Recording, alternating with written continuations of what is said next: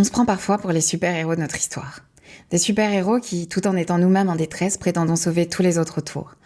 Leur offrir un océan de paix, de sécurité, par-dessus lequel on a du mal à maintenir la tête. On s'efforce de recoller dans leur vie les morceaux brisés dans les nôtres, raccommoder en eux les déchirures qu'on tente de dissimuler en nous. On veut porter pour eux tous les fardeaux qu'on n'a jamais nous-mêmes déposés, ne serait-ce qu'un peu, ou même passer à d'autres, le temps d'un soulagement. On cherche à avorter chaque larme naissant au bord de leurs yeux, quand derrière les nôtres coule un torrent. À éviter à leur corps, à leur cœur, la moindre blessure, quand nos cicatrices suintent encore.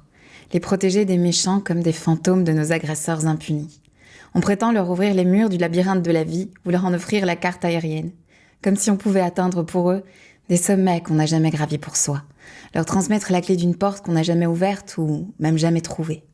Une clé passe-partout, une formule magique. La solution à tous les maux, qu'avec toute la bonne volonté et l'amour du monde, c'est sûr, on finira par trouver. Mais la vérité, c'est qu'il y a autant de clés que de portes, de chemins que d'êtres. Et que ce chemin vers une paisible joie de l'âme, eh bien, il passe par ce cœur lourd, ce ventre tendu, ces muscles contractés, ces dents serrées, ces lèvres pincées, devant les mots et les gestes qu'on n'a jamais reçus et qui ont tant manqué. Mais ce qu'on n'a pas reçu, on peut aller le chercher, le prendre, et apprendre à dire « c'est fini, ça s'arrête avec moi ».